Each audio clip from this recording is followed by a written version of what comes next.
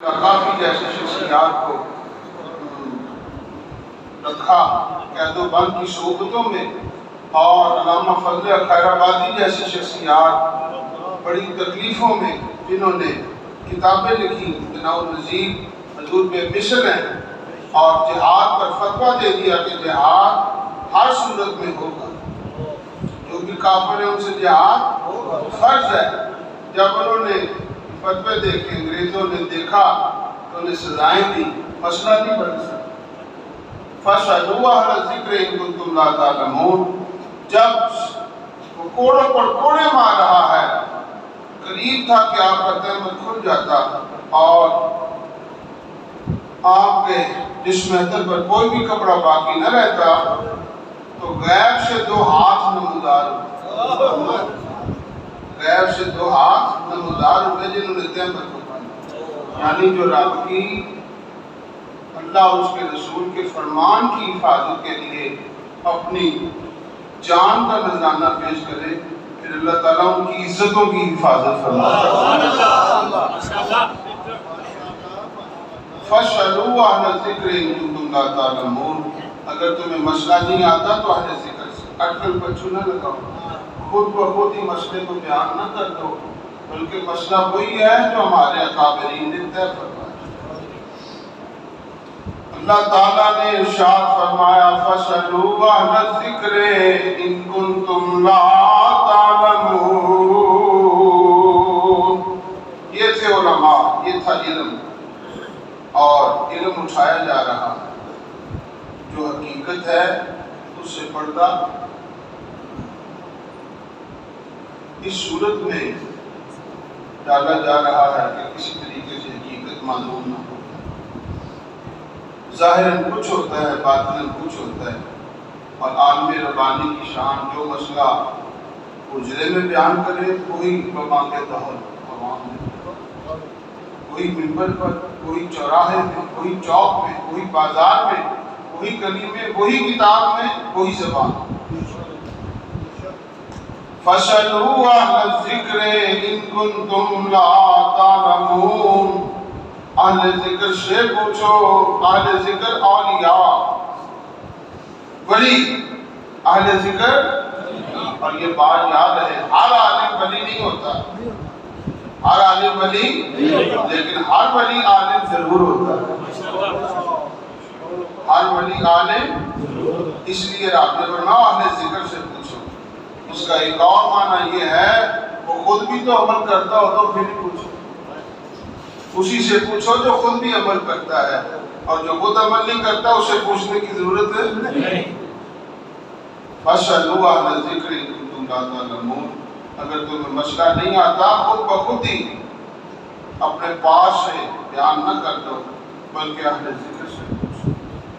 اور اعلیٰ حضرت عظیم البرکت امام اہل سنت شاہ امام احمد رضا خان رحمۃ اللہ تعالی فرماتے ہیں کہ ان کی 4 نشانیاں ہیں، ان میں سے ایک نشانی یہ بھی ہے کہ جب اس سے کوئی مسئلہ پوچھا جائے تو وہ کتابوں سے اس صورت میں مسئلہ خود بخود اخذ کر سکے، کہ خود کسی سے نہ پوچھے، خود کتابوں سے اخذ کر سکے، یہ پیر کامل کی نشانی۔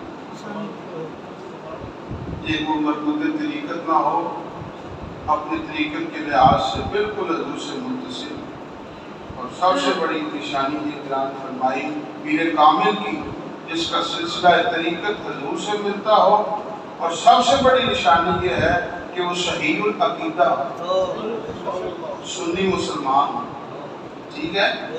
ارا لطو خیرے کو پیر نہ بنا لیا کرو، پیر وہی بن سکتا ہے جس کا عقیدہ درست ہے، حضور کے متعلق، صحابہ کرام کے متعلق، اہل بیت اطہار کے متعلق، اور اتنا کم از کم اس کے پاس علم ہو کہ ضرورت دین میں سے جو مسئلہ اسے ضرورت ہو وہ خود کتابوں سے نکال سکے۔ اور داتا صاحب بشر معجوب میں فرماتے ہیں لم یتخذ اللہ ولیا جاہلا قط، اللہ نے کبھی کسی جاہل کو ولی بنائے ہی نہیں۔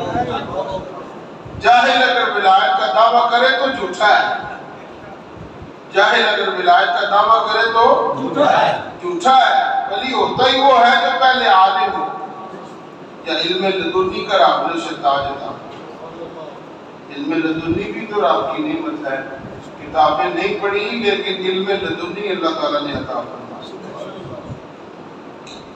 تو حضور علیہ السلام فرماتے ہیں اللہ تعالیٰ ہر دور میں روحانی شخصیات کو بھیجتا رہتا ہے، اور العلماء ورثۃ الانبیاء، میری امت کے علماء نبیوں کے وارث ہیں، میری امت کے علماء نبیوں کے وارث ہیں، اور علماء امتی کا انبیاء بنی اسرائیل، حضور فرماتے ہیں میری امت کے علماء بنی اسرائیل کے نبیوں کی طرح ہے۔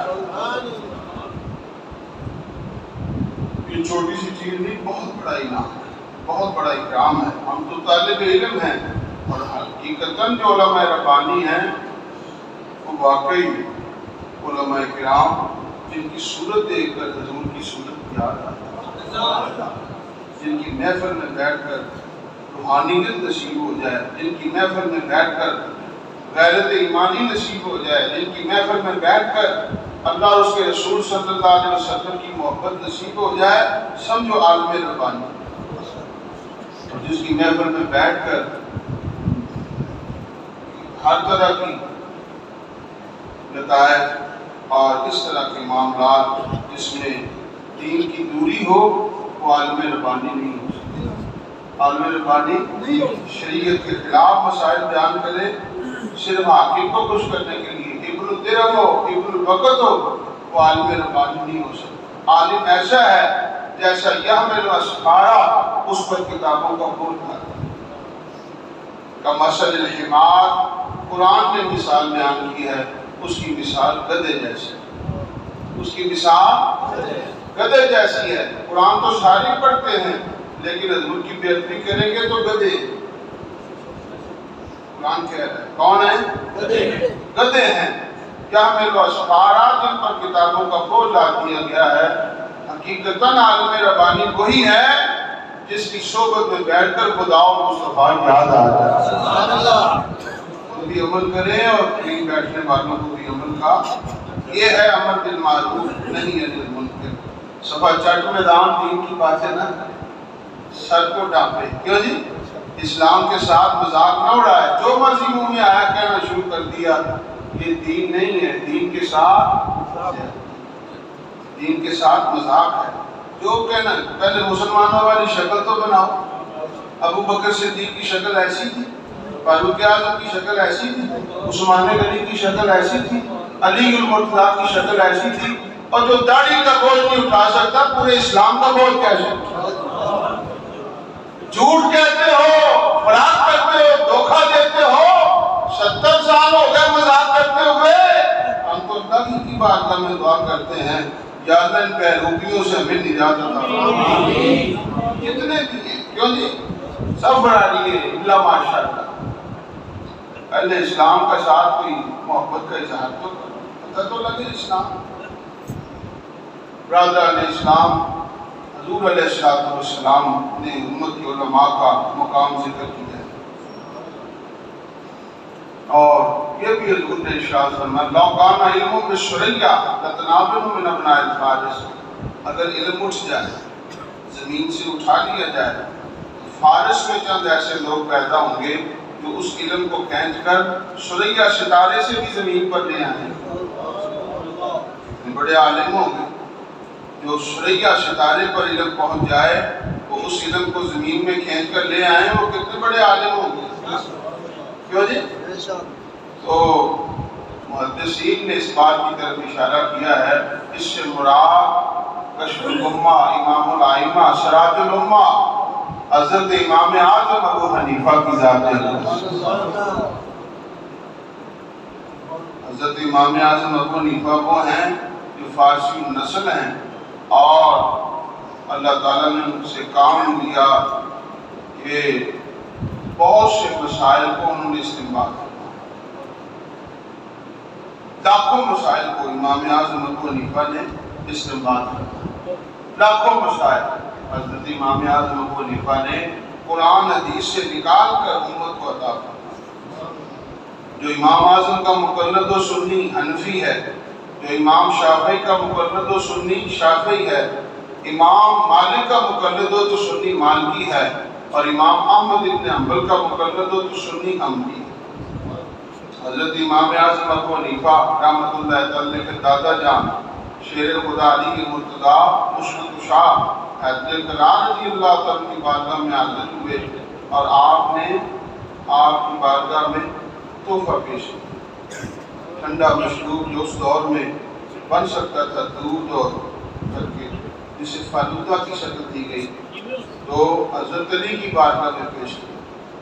شیر خدا علی مرتضیٰ نے اسے نوش فرمایا اور دعا فرمائی اور یہ بھی کہا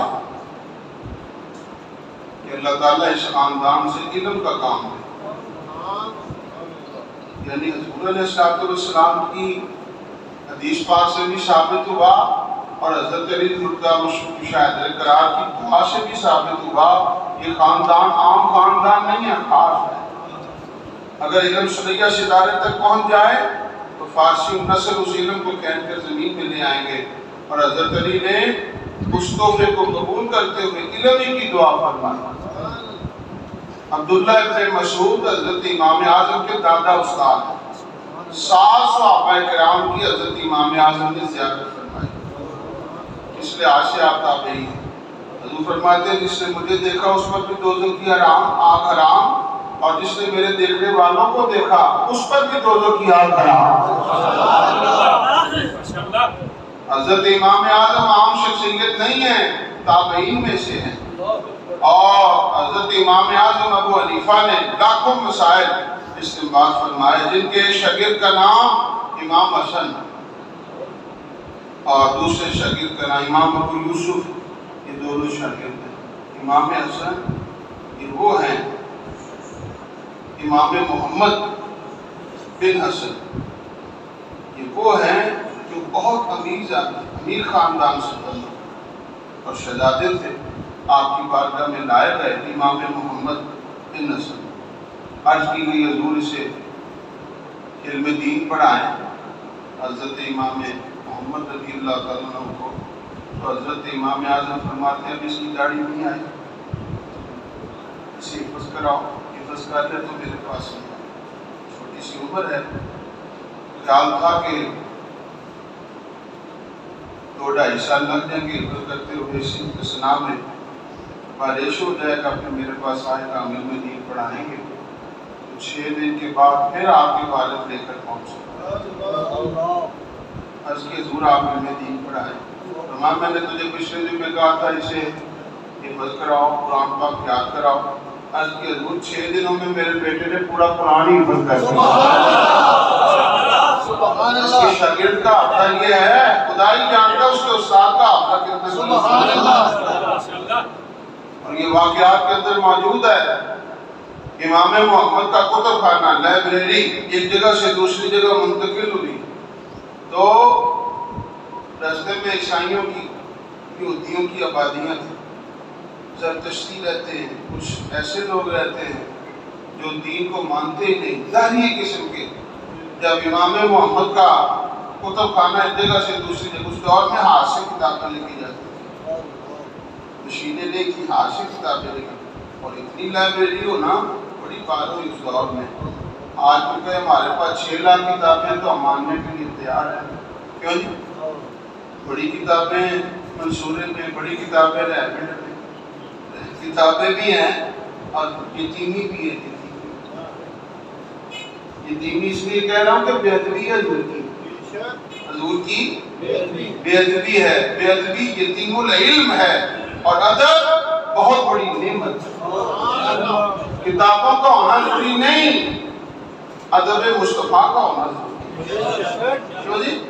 چھوٹی سی لائبریری ہو جس میں مدارج النبوت ہو، شفا شریف ہو، خصائص کبریٰ ہو، کشف المحجوب ہو اور اخبار الاخیار ہو.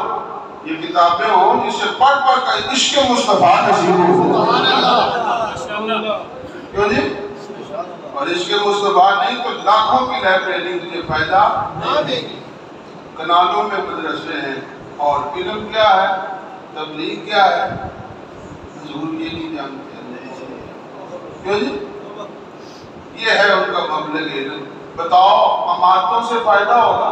مدرسے کی عمارتوں سے فائدہ ہوگا یا عشق مصطفیٰ سے فائدہ؟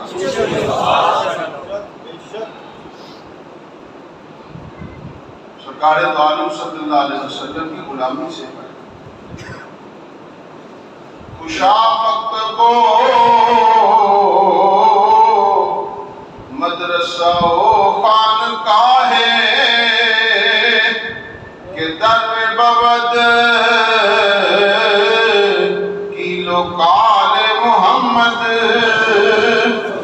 مدرسہ وہی اچھا ہے، مکتب وہی اچھا ہے، لائبریری وہی اچھی ہے، گھر وہی اچھا ہے جس سے حضور کی محبت کی خوشبو ہے.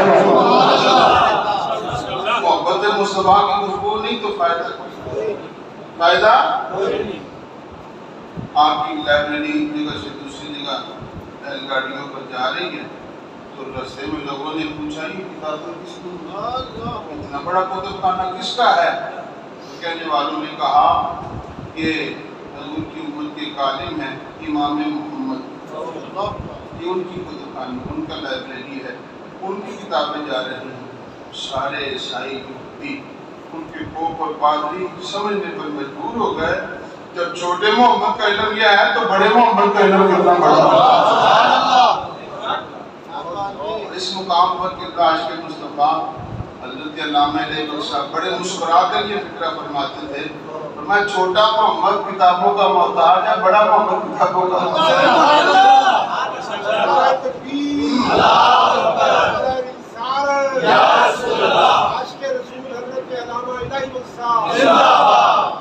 چھوٹا محمد کتابوں کا محتاج ہے، بڑا محمد کتابوں کا محتاج نہیں ہے. حضرت امام محمد اور امام ابو یوسف بڑے غریب،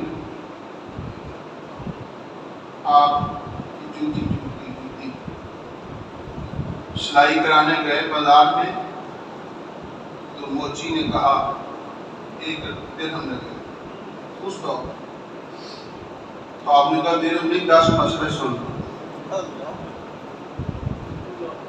وہ مسئلے نہیں، مجھے درہم چاہیے، تو 20 سن لو، 30 سن لو، 100 مسئلہ سن لو، میرے پاس درہم نہیں.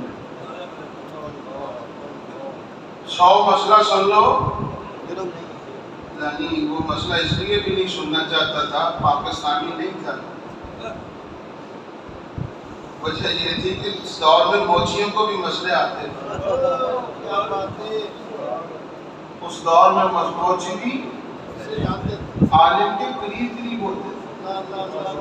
اور وجہ کیا ہوتی تھی، عالم کیوں ہوتے تھے؟ یہ دکاندار، بیٹھنے اٹھنے والے، یہ سارے معاملے وہ دین کو، علماء کو وقت دیا، ان کی علمی محفل میں بیٹھا کرتے، درس و تدریس میں آتی دیا کرتے. کیوں نہیں؟ جب علماء کے پاس بیٹھنا چھوڑ دو گے پھر علم اٹھ جائے. حضرت امام ابو یوسف رحمۃ اللہ تعالی علیہ روتے ہوئے اپنے استاد کے پاس آئے. حضور برسوں برس گزر گئے، سالوں سال گزر گئے کتابیں پڑھتے پڑھاتے ہوئے، اور ہماری ویلیو یہ ہے کہ بازار میں گیا ہوں اور جوتی ٹوٹ گئی اور موچی جوتی نہیں کاٹتا، سلائی نہیں کرتا. اس نے کہا پھر ہم لوگ لاؤ تو موچی سلائی کروں گا، جوتی سلائی کروں گا، وغیرہ نہیں. تو حضرت امام اعظم ابو حنیفہ نے فرمایا خاموش ہو جاؤ. خلاصہ دیا آپ نے، آپ بھی ہیروں کے تاجر تھے، امام اعظم ہیروں کے تاجر تھے، امام محمد بھی بہت امیر تھے، حسن کے لحاظ سے بھی اور مالی لحاظ سے. امام محمد بڑے حسین تھے اور نام ہی حسین ہے.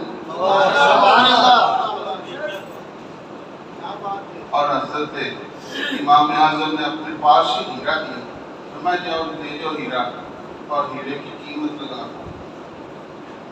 فلاں صرافہ بازار میں جاؤ، فلاں دکان کے پاس جاؤ، فلاں دکان کے پاس جاؤ. ایک دکان کے پاس گئے تو انہوں نے 2 درہم لگائے. فرمایا اس سے بڑی کے پاس 10 درہم لگائے. فرمایا اس سے بڑے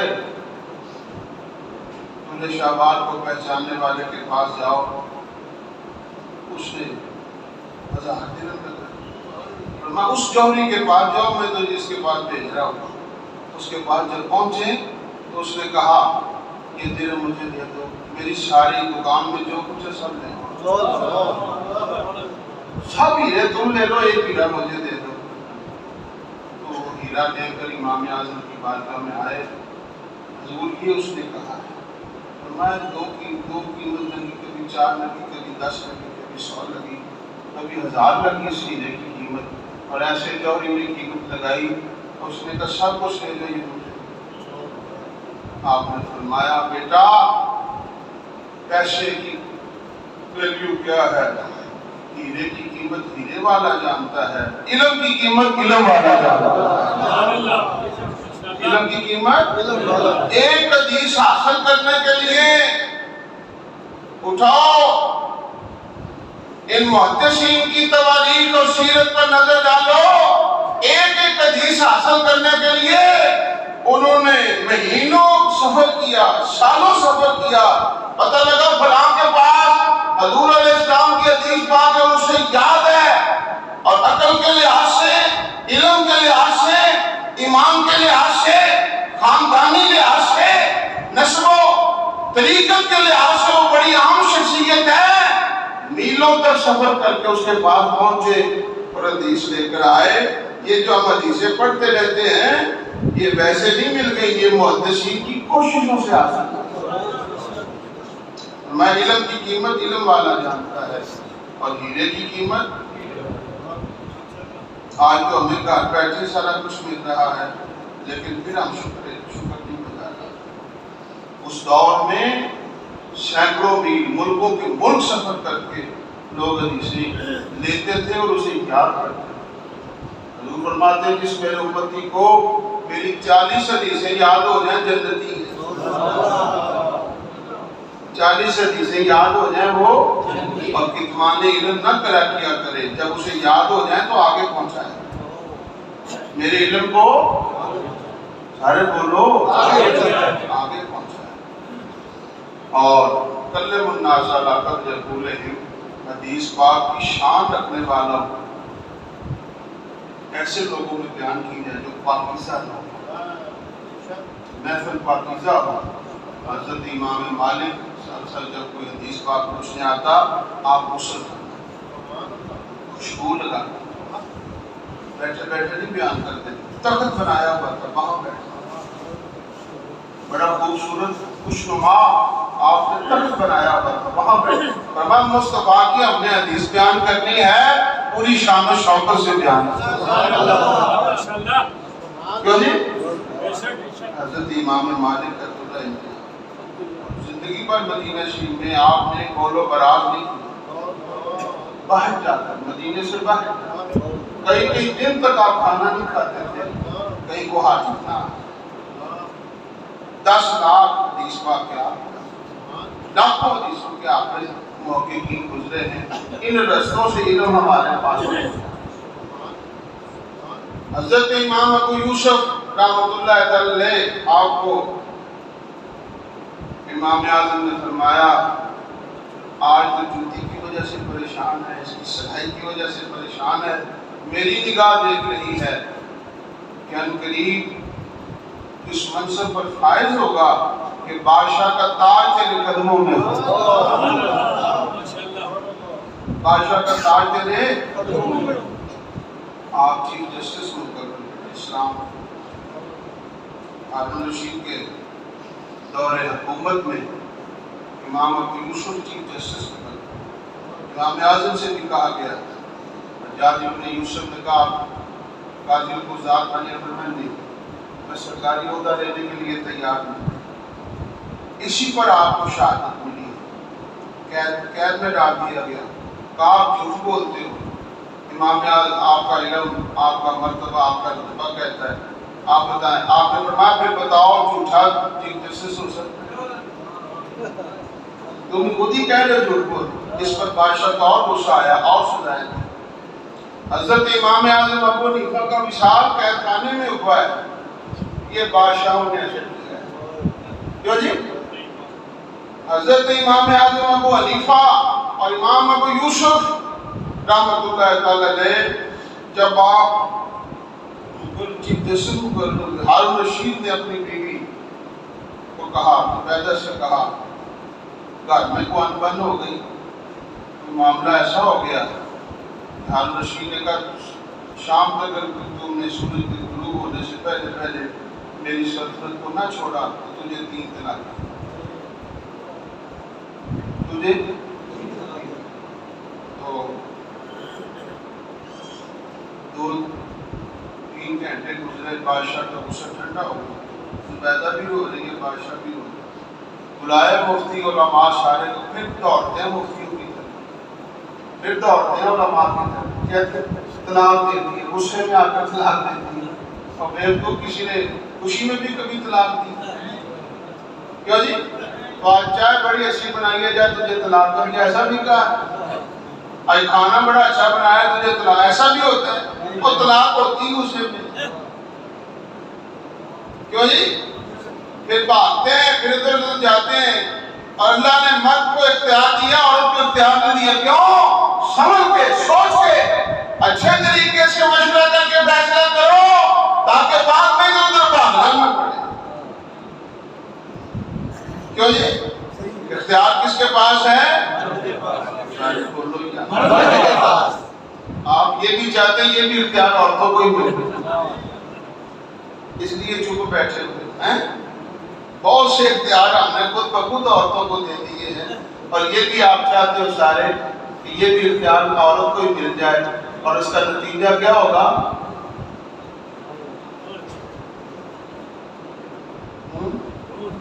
کیا نتیجہ ہوگا؟ کوئی بھی منقوہ رہ سکے، دوسرے تیسرے دن ہی فارغ، جو جی تجھے چھٹی، صاحب جی تجھے چھٹی، کیوں جی؟ ہے کہ نہیں ایسا؟ تنخواہ میں اللہ کا کام دے کر دیکھو، جو تجھے چھٹی، کیوں جی؟ یہ اختیار کس کو آپ نے دیا؟ مرد کو۔ سمندر پی جائے پتہ ہے، سمندر پی جائے۔ حضرت امام ابو یوسف کے پاس بڑے بڑے علماء نے کہا طلاق ہو گئی، ختم ہو گئی، زبیدہ منقوہ نہیں رہی، امام ابو یوسف کو پیغام بھیجا، کہا جب سورج کے غروب ہونے میں 10 منٹ رہ جائیں میرے پاس، بادشاہ بھی آ جائے، اس کی بیگم بھی آ جائے۔ جب وہ پہنچے ساتھ ہی مسجد تھی، آپ مسجد میں سارا دن گزارا بڑی پریشانی سے کہ شام ہوگی پتہ نہیں کیا ہوگا، تو آپ مسجد میں لے گئے، جب سورج غروب ہو گئے تو مسجد سے فرمایا جاؤ طلاق نہیں، الوقف لا یملک، اسے وقف کر دیا جائے، اس کا کوئی مالک نہیں۔ مسجدیں کس کی ہیں؟ اللہ کی۔ سارے بولو مسجدیں کس کی ہیں؟ بادشاہ، واحد بادشاہ ہے مسجد کے اندر، بادشاہ نہیں، کیوں جی؟ اس نے یہی کہا تھا میری سلطنت سے اگر تو شام تک سورج کے غروب ہونے تک نہ نکلی تو تجھے طلاق۔ عام مسجد نے بلا لیا ہے، یہ ہے فہم و فراست، یہ ہے عقل، یہ ہے حکمت، خدا ہی جانتا ہے۔ جب امام ابو یوسف کا عقل اور علم یہ ہے تو امام اعظم کا علم کتنا بڑا ہوگا۔ ایک صاحب کی 2 بیویاں تھیں، ایک اوپر رہتی تھی ایک نیچے رہتی تھی، سیڑھی سے چڑھ کر جب خامن جا رہا تھا تو دونوں نے آپس میں لڑنا شروع کر دیا۔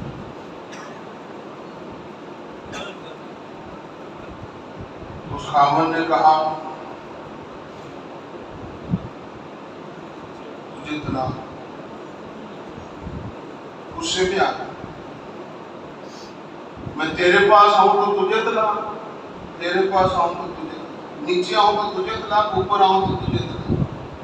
علماء کو بلایا گیا، مسئلہ 2-4 منٹ کے بعد ٹھنڈا ہو گیا۔ تو یہ مسئلہ طلاق کے بعد کتنا ہو جاتا ہے؟ ٹھنڈا ہو گیا۔ تو حضرت امام اعظم کے پاس پہنچے، سب علماء نے یہی کہا جب ایک کے پاس جائے گا طلاق ہو جائے گی، دوسری بچ جائے گی، ایک ہی بچ سکتی ہے، دونوں نہیں بچ سکتی۔ تو حضرت امام اعظم فرماتے ہیں دونوں بچ جائیں گے۔ یہ ہے عقل، یہ ہے حکمت۔ کیوں جی علماء کی ضرورت ہے کہ نہیں؟ آپ نے فرمایا اوپر والی کو نیچے بھیج دو، نیچے والی کو اوپر بھیج دو، طلاق نہیں۔ زمانے بھر میں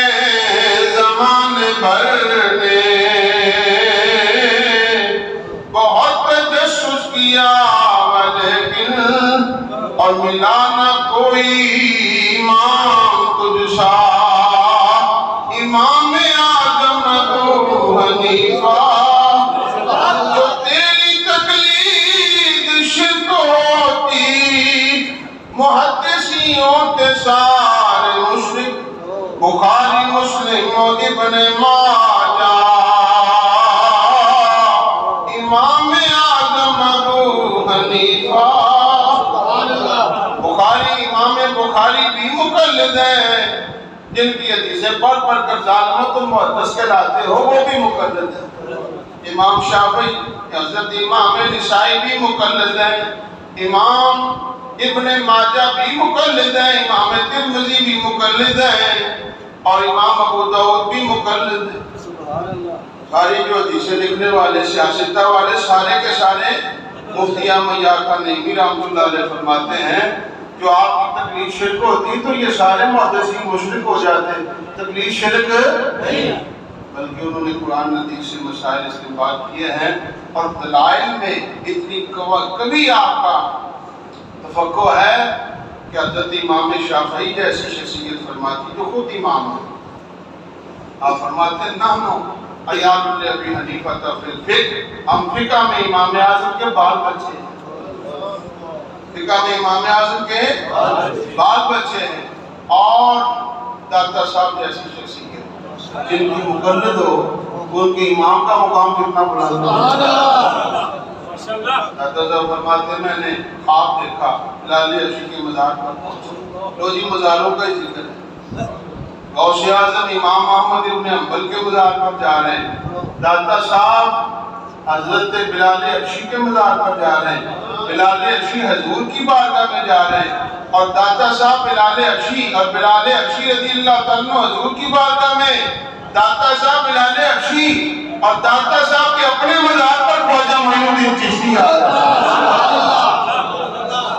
کیوں جی مزارات پر جانا شرک ہے نہیں وہ ہمارا تو عقیدہ ہے جو تم بڑوں کو بول سکتے ہو ہم نہیں بول سکتے آتی ہو آؤ شہنشاہ کا روضہ دیکھو اور کعبہ تو دیکھ چکے کعبے کا کعبہ دیکھو داتا صاحب فرماتے ہیں جب میں بلال عشی کے مزار پر پہنچا میں نے خواب دیکھا مراقبہ کیا مجھے حضور کی زیارت نصیب ہوئی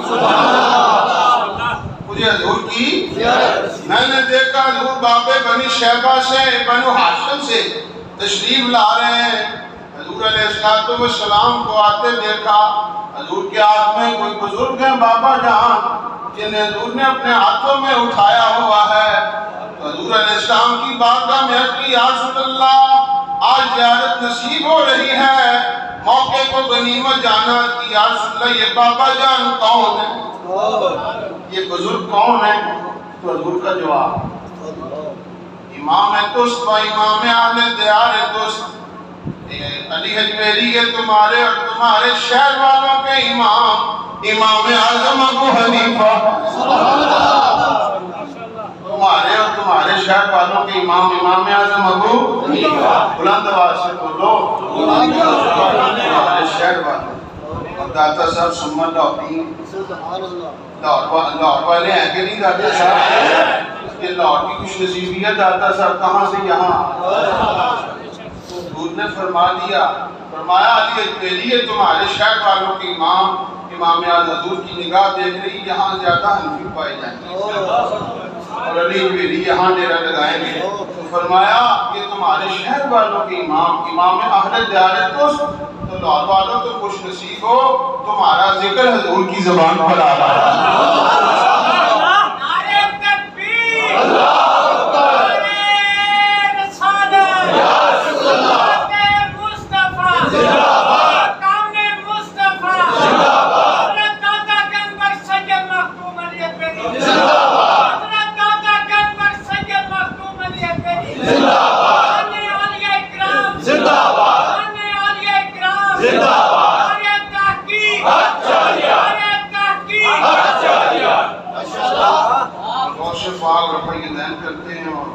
آمین بھی جہاں کرتے وہ کہتے ہیں غوث پاک کا بھابی تھے تو کلام علیہ صاحب فرماتے ہیں پھر کیا کہ تم دلایا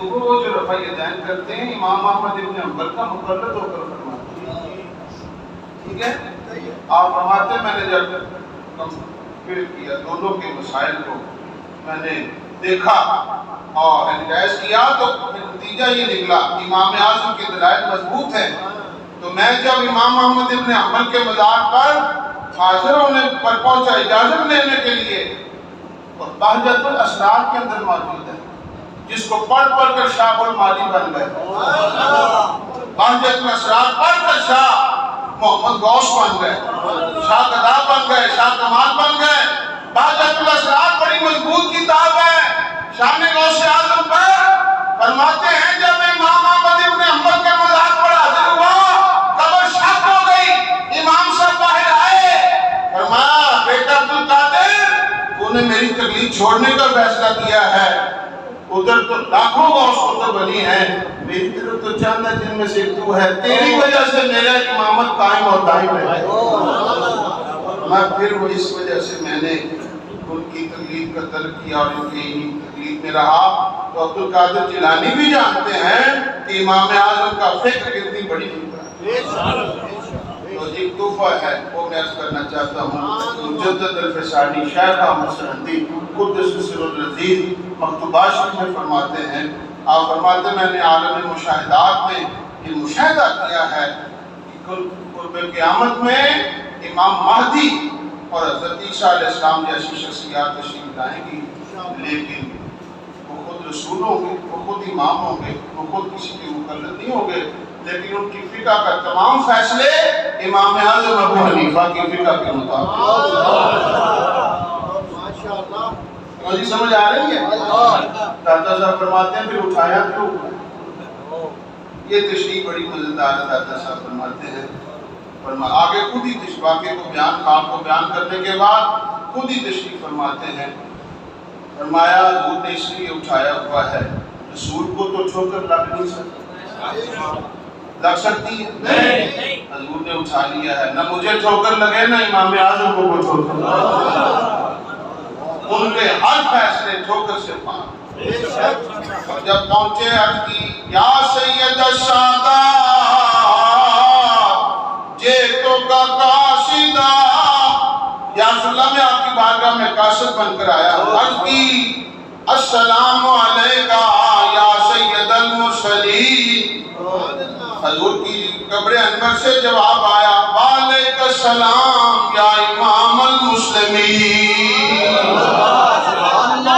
اے امام اعظم تجھے بھی سلام آپ کا اقتداریہ سے مناظرہ ہوا جو خدا کو نہیں مانتا جب ٹائم وقت بالکل طے ہو گیا تو حضرت امام اعظم ذرا تاخیر سے تشریف آپ جب تاخیر سے پہنچے تو دہریہ نے کہا یہ بھی وہ مسلمانوں کا عالم ہو سکتا ہے جب وقت پہ نہ حضرت امام اعظم فرماتے ہو وجہ تو سن لو وجہ کیا پڑھنا اس نے حضرت امام اعظم فرماتے ہیں جب میں گھر سے نکلا خود بخود ہی میرے جسم پر کپڑے آ گئے خود بخود ہی میری قدموں میں جوتی آ گئی اور خود بخود ہی میں چلنا شروع کر دیا اور خود ہی بخود ہی دیکھا تو دریا میں کشتی بھی نہیں خود بخود ہی درخت کٹا خود بخود ہی اس کے پلڑے بنے خود بخود اس کی کشتی بنی اور خود بخود ہی کشتی بالکل تیار ہو گئی پلڑے جڑنے شروع ہو گئے اور کشتی بن گئی میں خود بخود اس میں بیٹھا اور یہاں آ گیا ہوں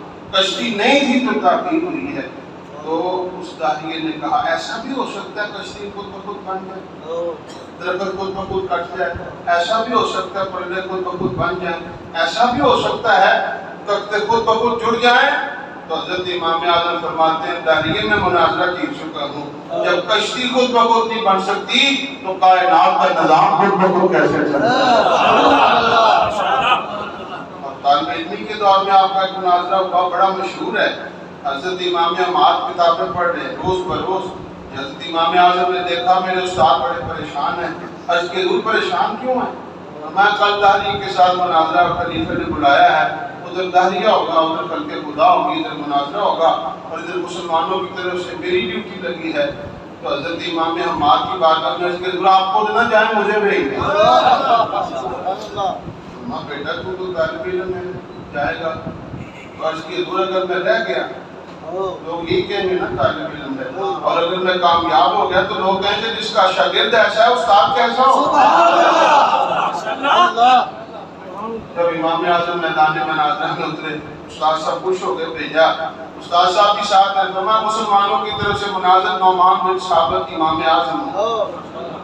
دہریہ بیٹھا بہت اونچی سیٹ نہیں, ادھر بادشاہ بیٹھا ہے. بادشاہ اس وقت مسخرے ہوتے تھے, بادشاہ مذاق اسلام کا مذاق اڑانے والے نام نہاد مسلمان.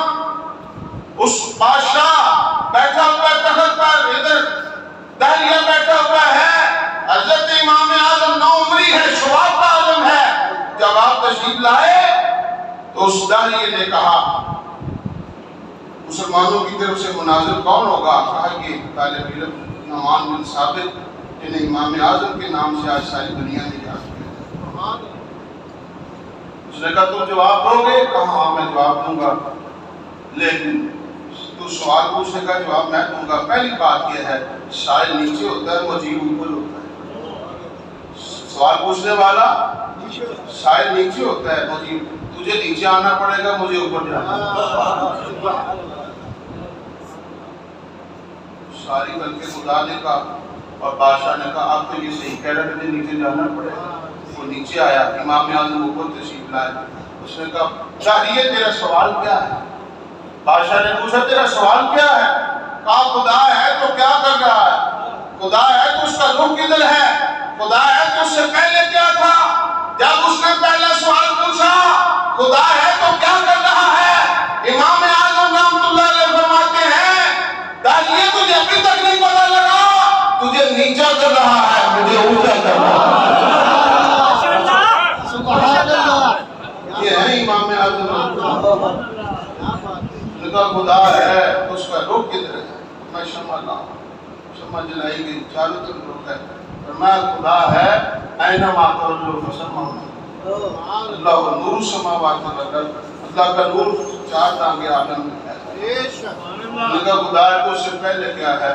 آپ نے فرمایا داعیہ تجھے تھوڑی سی محنت کرنی پڑے گی.